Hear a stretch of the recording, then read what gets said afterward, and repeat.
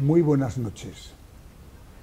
En Cantabria desde La Solana, en estos programas que estamos realizando desde el Club Estrada, en comillas, tenemos hoy realmente a una personalidad que ha marcado pues, un hito en la historia de España, en la historia reciente de España. Me refiero a Joaquín Echevarría.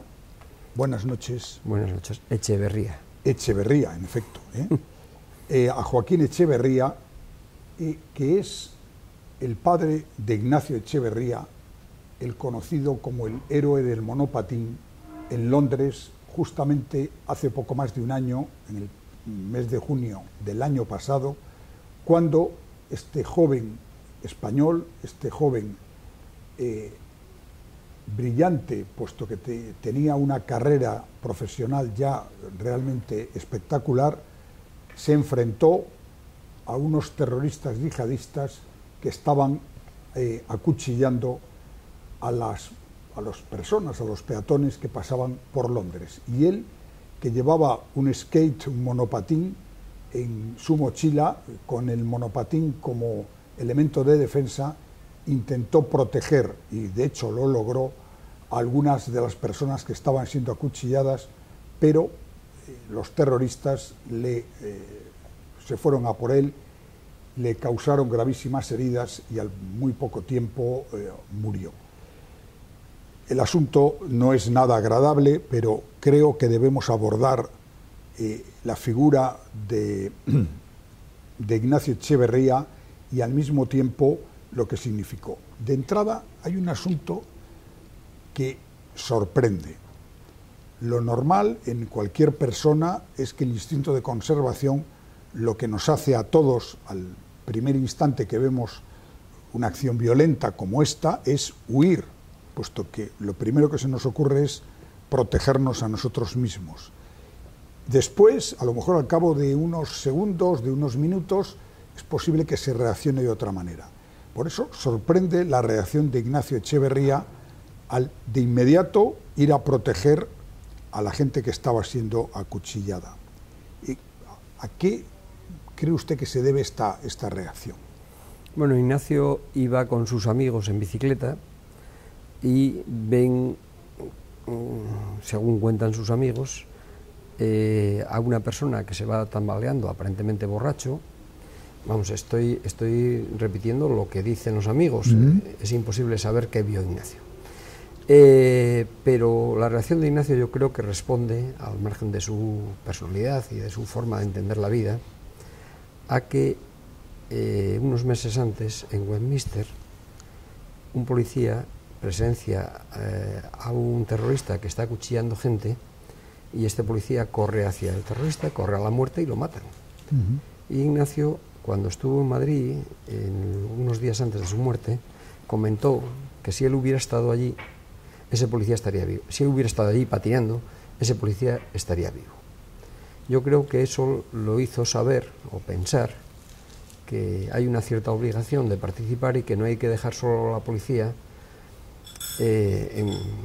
con grave peligro para la policía el que nos proteja. Supongo que él pensó que era obligación cívica el ayudar a la seguridad de todos, y supongo que esa es la razón. Pero claro, es imposible saber qué pensó Ignacio.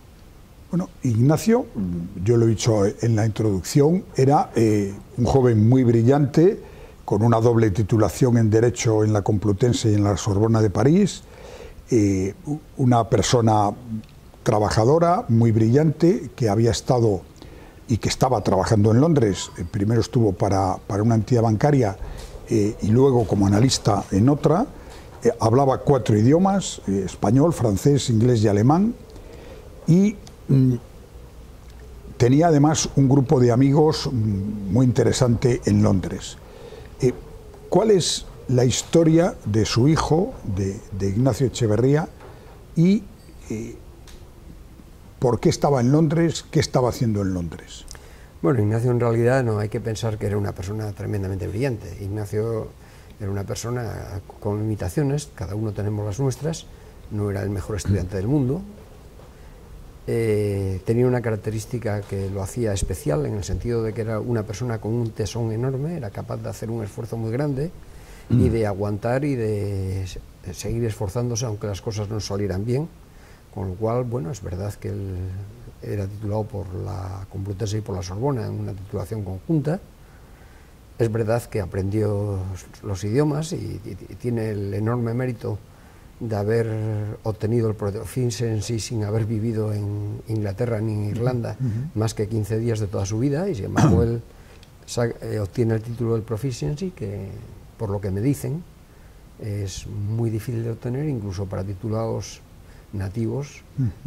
Para universitarios nativos, si se examinaran sin una preparación muy específica, no aprobarían, según me dicen. Ignacio tenía mucho mérito en ese sentido, hizo un gran esfuerzo, pero eso tiene más mérito porque él no estaba sobrado de facultades, era una persona con bastantes limitaciones, que demuestra que supera esas limitaciones a base de un esfuerzo enorme y de una constancia enorme. En cuanto a, bueno, ¿cómo llega a Londres? Ignacio estaba en España, Ignacio vivió 5 años en el extranjero. Ignacio estuvo 3 años en la Sorbona, porque en la Sorbona él perdió un curso. Estuvo una temporada con una beca Leonardo en un bufete alemán. Cuando fue a Alemania, a esa estancia, sabía poco alemán todavía, siguió estudiando toda su vida alemán.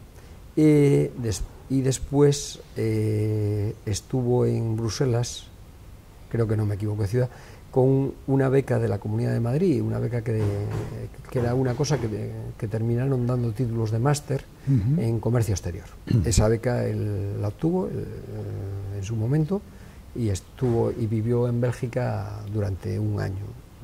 También fue una buena temporada para él. Posteriormente, cuando vuelve a España y busca trabajo, pues tiene trabajos pues de todo pelaje. Pues estuvo casi 1 semana montando muebles en un IKEA, por ejemplo. Fue el trabajo más, vamos a decir, más mecánico y menos cualificado.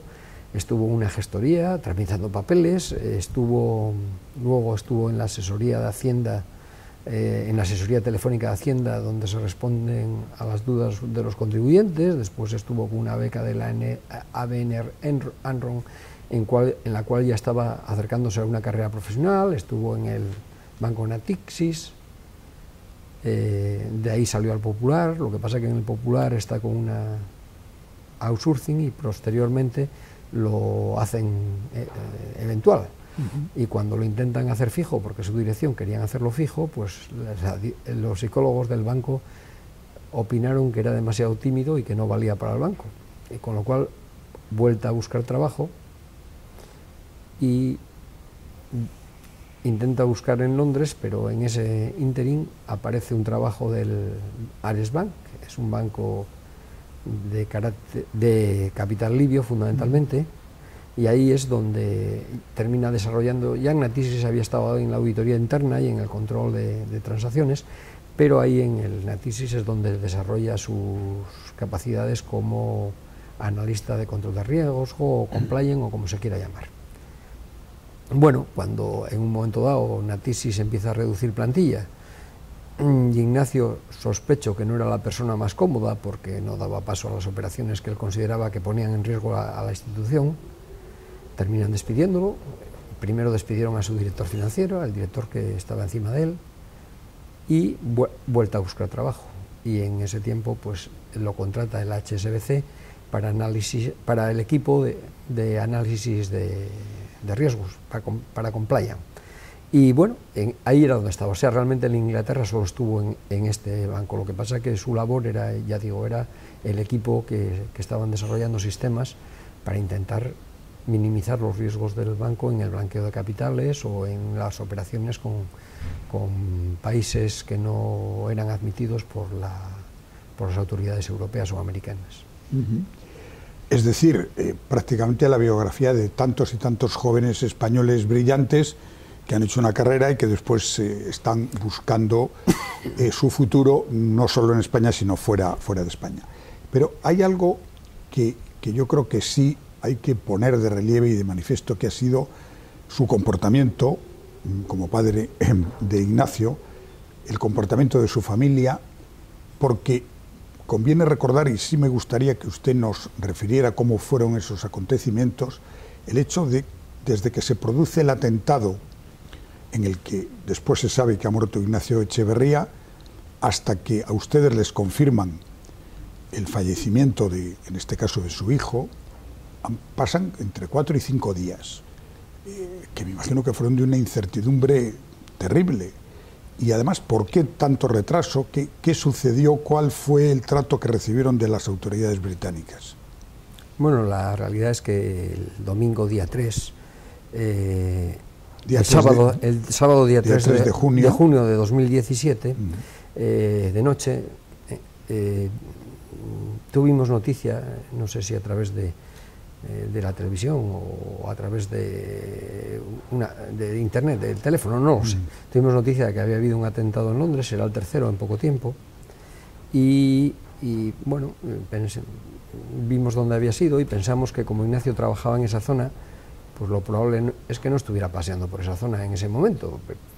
Es una tontería, pero cada uno se hace su composición de lugar, y al día siguiente contactamos a través de los WhatsApp de forma habitual, entre la familia nos comunicamos y no aparece nadie al principio, van apareciendo, pero Ignacio no se manifiesta. Entonces Isabel, que ya sabía que habían hablado los amigos de Ignacio, ya sabía algo, nos cuenta que Ignacio había intervenido en el atentado.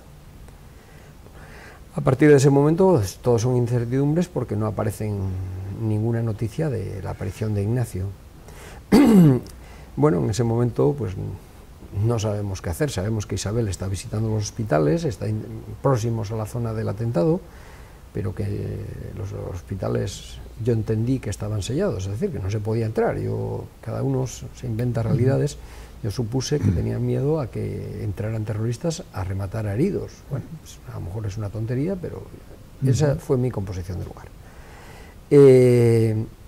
No sé por qué vía, mi mujer habló con Isabel Durán, la periodista. Bueno, la periodista, bueno, familiar político nuestro, y esta mujer le dijo a Isabel, le dice a Ana, dad entrevistas para que tenga eco y lo busque.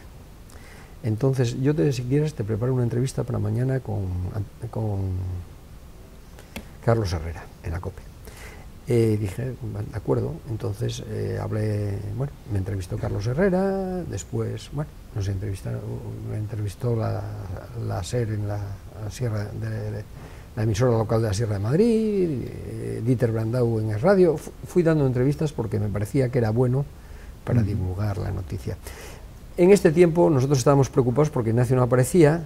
Mi miedo, el mío, cada uno tiene sus miedos y sus historias, y tampoco nos dedicamos a engrandecer el problema y a contarnos historias unos a otros. Mi miedo es que lo hubieran subido en una furgoneta y se lo hubieran llevado y estuviera en manos de grupos terroristas. Supongo que es una tontería, pero bueno, era mi preocupación. La otra opción que barajaba mi cabeza era que estuviera en una cama de un hospital sin haber sido reconocido y que se encontrara abandonado y solo, y se encontrara mal. Es decir, mal desde el punto de vista de atención psicológica. Bueno, en ese momento pensamos, cada uno pensó lo que pensó y estuvimos atentos a lo que pasaba. La realidad es que pasan días, bueno, enseguida nosotros teníamos un viaje, para unos billetes, mi mujer y yo, para ir a Londres el jueves siguiente, y el martes nos organizan un viaje y nos llevan. Y digo nos llevan porque, bueno, nos llevaron. Y una vez en Londres llegamos allí y vimos que la embajada y el consulado estaban volcados en asistirnos a lo que podían.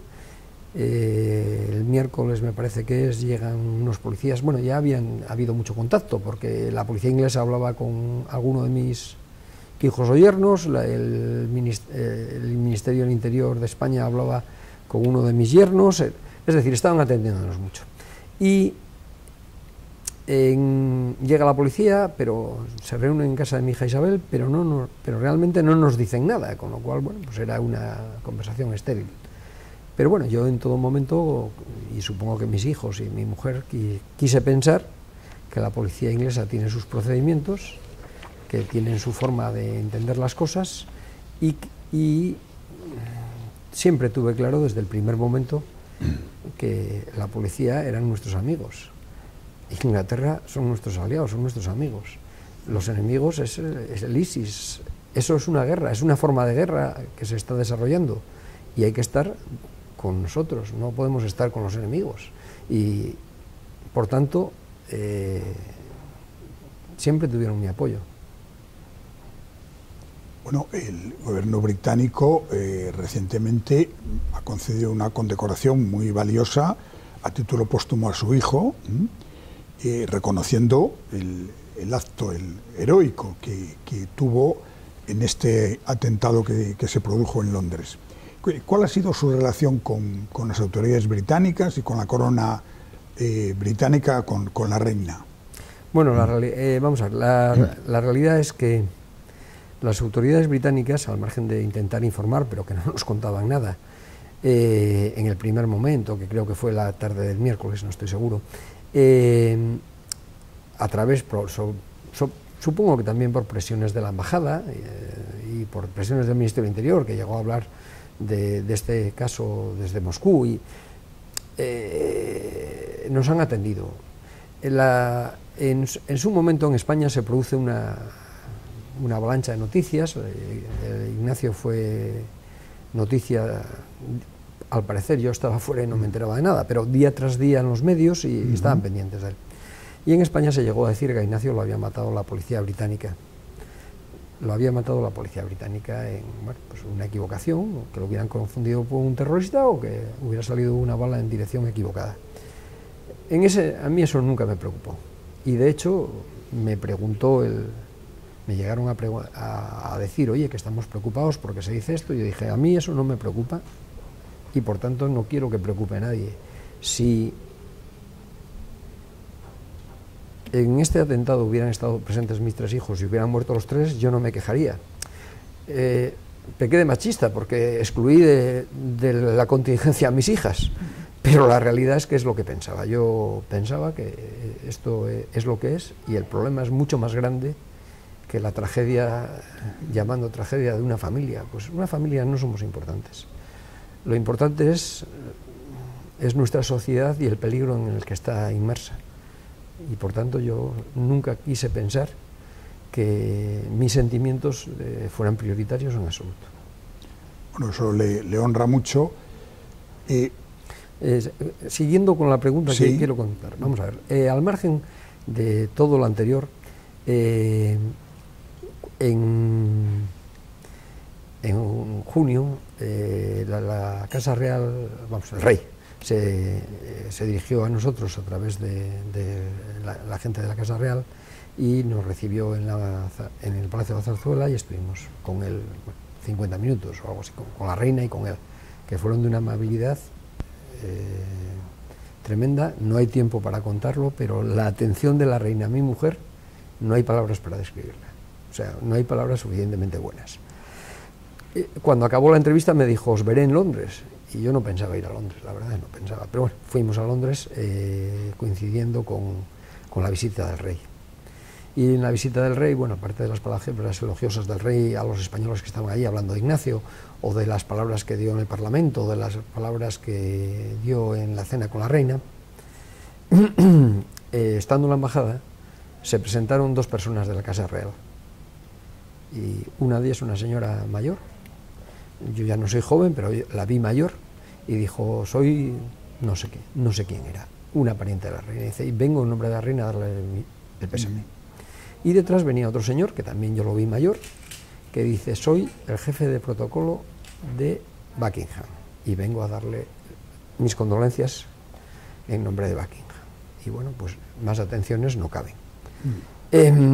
Posteriormente la policía británica estuvo queriendo informarnos en todo momento y hasta marzo no tuvimos ganas ni espíritu para recibirlos y vinieron en marzo a vernos a Madrid.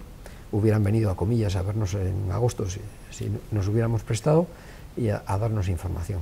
En cuanto a atenciones y condecoraciones, hay que decir que ya la Policía Metropolitana de Londres, los 3 cuerpos, habían dado por primera vez la medalla conjunta el 4 de diciembre con ocasión de Ignacio, y luego posteriormente vino la George Medal, que es otra medalla que concede la reina y que se crea en su momento para dar moral a los ingleses cuando estaban siendo bombardeados con las V2 alemanas. Bueno, estamos al final de la entrevista, pero estamos aquí en Comillas grabando esta entrevista con Joaquín Echeverría, y la vinculación suya, de su hijo con Comillas, es evidente, se puso de manifiesto cuando los terroristas acabaron con la vida de Ignacio. ¿De dónde viene esta vinculación con Comillas? Y veo que sigue adelante esa estrecha relación de su familia, la suya personal y de su familia, con la villa comillana.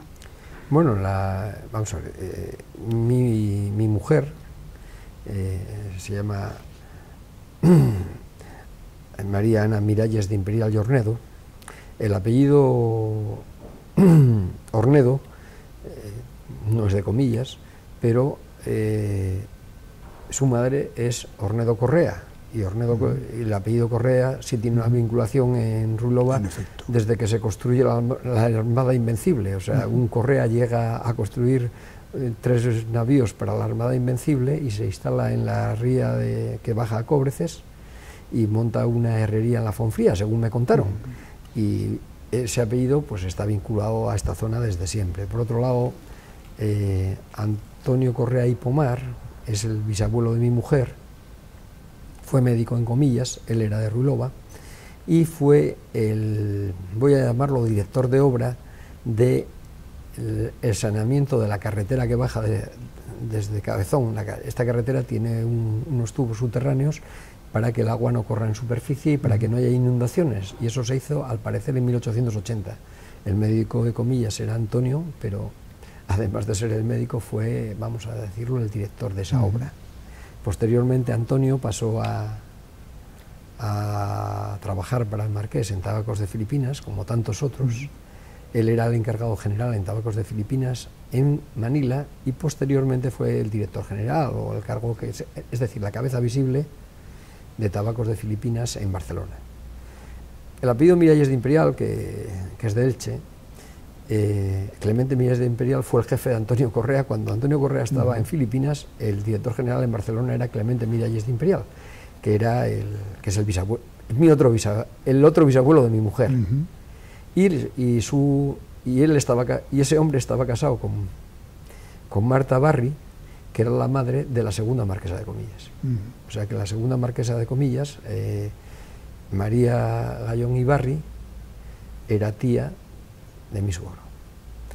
Bueno, esto da una vinculación. A lo mejor lo que más vincula es la existencia de una vivienda que fue de Antonio Correa y Pomar, después de Pedro Ornedo y Amanda Correa, y en la huerta se hicieron unas casas y mi suegra compró una de las casas, y esa casa, pues entre los 5 hermanos, la que pujó para quedarse con ella fue mi mujer, y mi mujer tiene una casa en Comillas y por tanto veraneamos. Pero todas estas cosas para Ignacio pues eran intrascendentes. Para Ignacio es una persona que llega aquí llega en el año 87, o sea que llega con 9 años por primera vez, y pasa muchos momentos de ocio aquí, se va haciendo amigo de mucha gente, de todos los ambientes. Él tenía inclinaciones a los deportes del deslizamiento, es decir, a la tabla y al surf y al skate. El skate tiene la ventaja de que se puede llevar a cualquier sitio, se puede practicar en cualquier sitio, y practicó mucho aquí eso. Bueno, tenía muchos amigos, era la persona de mi familia, yo creo, más integrada en el pueblo. Te cuentan mil anécdotas, personas que dicen, yo es que con Ignacio tal cosa. Es decir, estaba muy vinculado y se sentía muy feliz, y además hizo un esfuerzo inmenso para que sus vacaciones siempre pudiera venir aquí, y cuando no podía venir todo el tiempo seguido, venía los fines de semana, pero siempre que pudo estar aquí, cuando estábamos nosotros, siempre estuvo aquí. Pues muchísimas gracias a Joaquín Echeverría, padre de Ignacio Echeverría, y yo creo que lo que nos ha contado, además de emocionante, ha sido muy interesante, y creo que entre todos debemos contribuir a que no se nos olvide el acto heroico de Ignacio y que sirva también de ejemplo de cómo la lucha contra los delincuentes, contra el terrorismo en este caso, es una tarea de todos y hay que apoyar siempre a los cuerpos y fuerzas de seguridad del Estado. Buenas noches y muchas gracias. Muchas gracias. Lo que tengo clarísimo es que el mensaje para mí más importante es ese. Hay que apoyar a los cuerpos de seguridad del Estado desde el punto de vista que uno pueda y nunca traicionar su buen nombre. Muchas gracias y buenas noches. Muchas gracias.